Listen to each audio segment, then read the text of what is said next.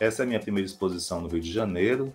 A curadoria pensou duas grandes salas para abranger a produção que eu comecei a desenvolver a partir da década de 90, né, de 1990. Então, na primeira sala, nós temos os trabalhos mais antigos e mais históricos, que eu verso sobre a escolha de três materiais orgânicos que representam, de certa forma, materiais de uma emblemática, né, da cultura baiana. Na primeira sala, nós temos três materiais: o açúcar, a carne e o dendê, né, que são materiais que eu vou eleger para pensar e formular e sistematizar um conceito, né, de um corpo afrodiaspórico. Nesse caminho, encontramos o aquário, um grande tanque de vidro, onde eu divido com água salinizada, eu saturo uma água com muito sal até ela ficar extremamente saturada, e sobre ela eu coloco a mesma quantidade de azeite de dendê. Mas eles representam uma coisa que no meu trabalho é bastante importante. Eu não compactuo com a ideia que existe uma miscigenação, né, apaziguadora, né, sobretudo na América e no Brasil, dos diferentes estratos sociais e raciais. Nessa rota do azeite de dendê, vocês vão encontrar também o colar, né, uma série também que eu chamo de Sangue Vegetal, que é uma série de fotografias onde eu utilizo pérolas embebidas de dendê. Essa série de dendê também, né, eu utilizei o dendê como tinta, né? A capela faz parte desse projeto chamado Regresso à Pintura Baiana, né, que consiste de eu pintar, né, pintar paredes, pintar monumentos, né, que estão associados com a história de resistência, né, afro-brasileira, sobretudo nas Américas, né? Então, a capela, na verdade, não é uma capela, é uma igreja, né, uma réplica da Igreja Nossa Senhora dos Rosários dos Homens Negros da Bahia, que até hoje é uma igreja que marca um espaço, foi construída pelos africanos, né? Os africanos que foram escravizados aqui, então descendentes de escravizados, né, desses africanos, e que vai ser um espaço social também, né, para o desenvolvimento dessas irmandades, né, dessas associações da população preta, né, na Bahia, no Brasil e na América. Ao pintar esses templos, é como se eu reivindicasse que a cor dessa visualidade, né, o que reveste tudo isso é esse sangue ancestral emblematizado no azeite de dendê. A instalação deste barco aqui, né, com essa estrutura que é um barco, né, e essa andaina que representa uma casa de refino do açúcar, né, no engenho de açúcar, né, a casa de purgar, né, então essa união dessas duas ordens, né, a ordem que representa o barco, né, que representa justamente toda essa movimentação dos barcos no Atlântico, não só no Atlântico Negro, como os barcos dos escravizados, mas também os barcos do que a gente vai chamar dessa máquina mercante, né, dessa companhia mercante que vai trazer para a América e que vai entrar em tensão com a ordem colonial da nobreza portuguesa que dominava o Brasil. Essa obra, Segredos Internos, ela apresenta tragicamente como essas duas ordens, a nobreza e a burguesia, entram, de certa forma, em conflito, e é justamente nesse momento desses conflitos, que envolvem valores sociais, formas de pensar a economia, forma de pensar a sociedade, forma de pensar a família. Então nós temos aqui desde os pães de açúcar, né, são essas formas que na casa de purgar, no engenho de açúcar, se colocava o caldo de cana para fazer o processo de refino e o processo de cristalização, até as gavetas com diferentes tipos de açúcar, né, que são encontrados justamente nesse processo de refino, porque ao retirar dessas formas a açúcar cristalizada, como se fosse uma escultura, nós temos 3 níveis diferentes de refino. Esses 3 tipos de açúcar que se encontra na cara de um pão de açúcar, nesse processo de refino de açúcar que era feito no Brasil, no período colonial, para pensar a estratificação social na colônia. Um antropólogo chamado Antonil, o padre Antonil, ele dizia que naquela época o Brasil era o purgatório dos brancos, era o inferno dos negros e era o paraíso dos mulatos, né?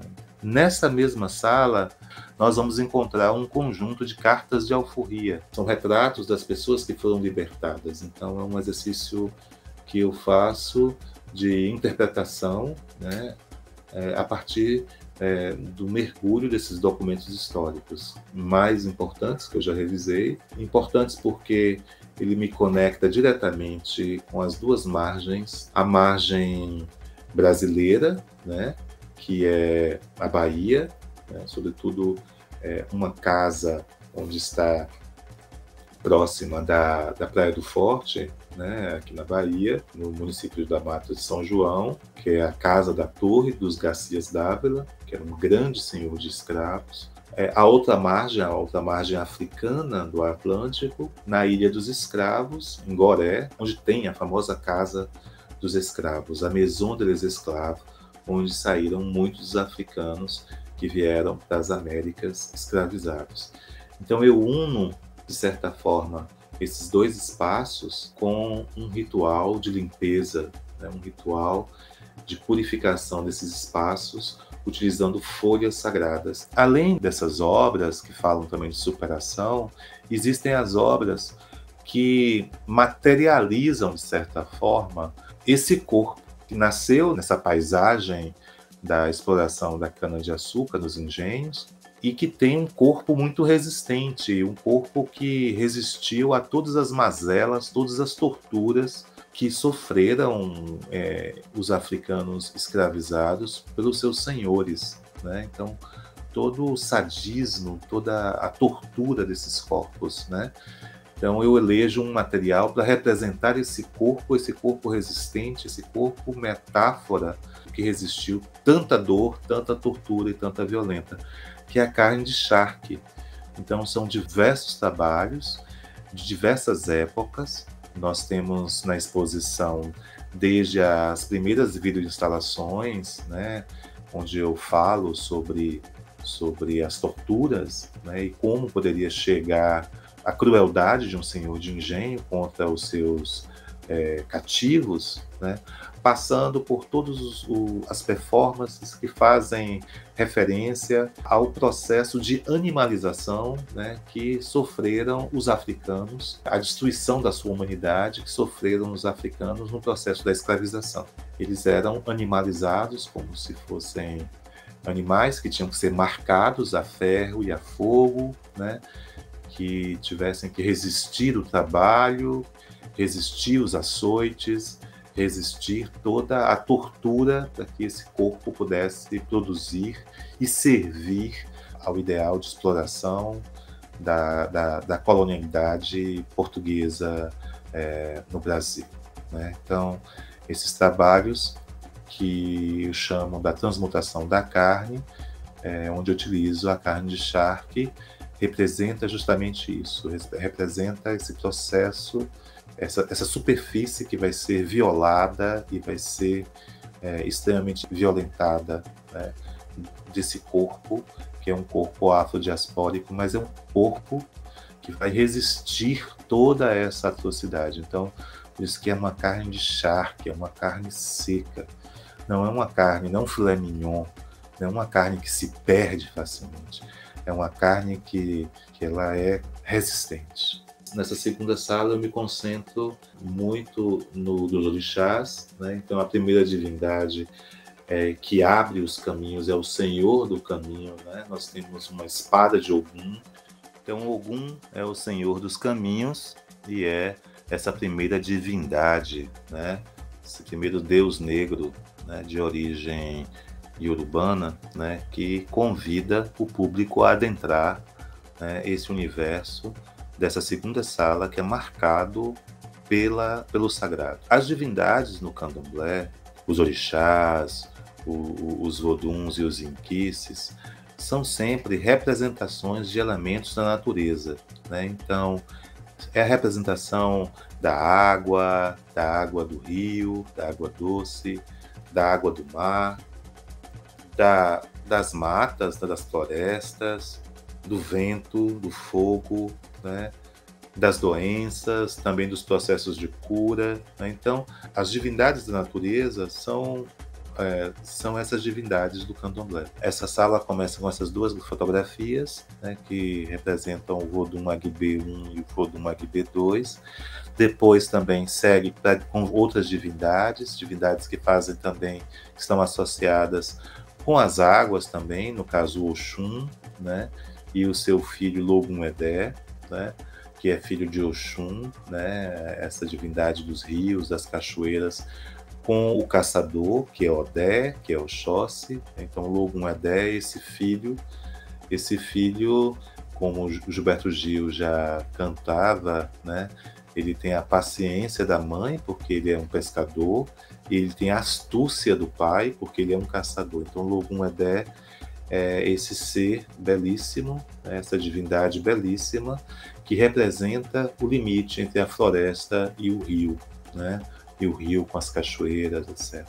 Nessa sala também eu convidei 2 grandes performances negros, Inaicida Falcão, que era filha do mestre Didi, e o Negrizu, né, que era aquele negro que o Caetano Veloso cantava, o negro lindo do Badawi, né, porque ele era o grande bailarino do bloco Badawi, o mesmo bloco do Mestre Moa do Catundê, né, saudoso Mestre Moa. Então, eu convidei esses 2 grandes corpos, 2 grandes bailarinos, 2 grandes performances, para dançar a dança desses elementos da natureza, porque eles não dançam de orixá, né? Eles dançam justamente a dança que representa os elementos da natureza. Então, eu convidei não para dançar Oxum, a dança de Oxum, mas para dançar o rio. Eu convidei para dançar o mar, não a dança de Iemanjá. Para dançar o fogo, não a dança de Xangô. Olá, eu sou o Fernando Porto, eu sou educador aqui do Museu de Arte do Rio. Eu estou aqui para falar um pouco, versar sobre a obra Bori, que compõe um acervo do Museu de Arte do Rio. Bori. O que é Bori? Bori é um ritual religioso da cultura do candomblé e da cultura africana. Bori, da tradução direta Bo, que significa alimento, oferenda, e Ori, que significa cabeça. Então, oferenda à cabeça. Dentro desse ritual religioso do candomblé, é o momento em que você vai fortalecer a cabeça e o corpo desse novo iniciado, desse novo filho. Esse momento é um momento ritual de fortalecimento dessa caminhada, dessa trajetória, dessa nova vida, desse novo ser. Então, o Bori, esse alimento para a cabeça, é justamente para que esse novo iniciado, esse novo filho, tenha discernimento, tenha força para passar tanto pelos momentos ruins da vida, como principalmente para passar pelos momentos bons. Bori, a performance artística de Ayrson Heráclito, nada mais é que um olhar poético, um olhar artístico para esse momento ritualístico, para esse momento religioso. E ele escolhe 12 performers, 12 atores que vão representar as 12 divindades mais cultuadas no candomblé aqui no Brasil. Essas divindades, esses orixás, esses inquices, esses voduns, eles representam forças da natureza. E aqui o artista ele vai representar isso e vai ofertar a esses orixás, a essas divindades, as suas comidas favoritas, né? Então ele vai escolher as comidas mais populares, né, mais ofertadas dentro da religião, para trazer para a performance e montar a cabeça desses artistas que representam os orixás. Essa performance aconteceu na abertura da exposição aqui no Museu de Arte do Rio, onde era possível o público passar pela exposição e poder ver, poder sentir, poder escutar esse momento em que o artista montava essas cabeças. E ele montava essas cabeças ao som de atabaques, ao som de pontos, de cantos, de rezas e poemas dedicadas a cada orixá.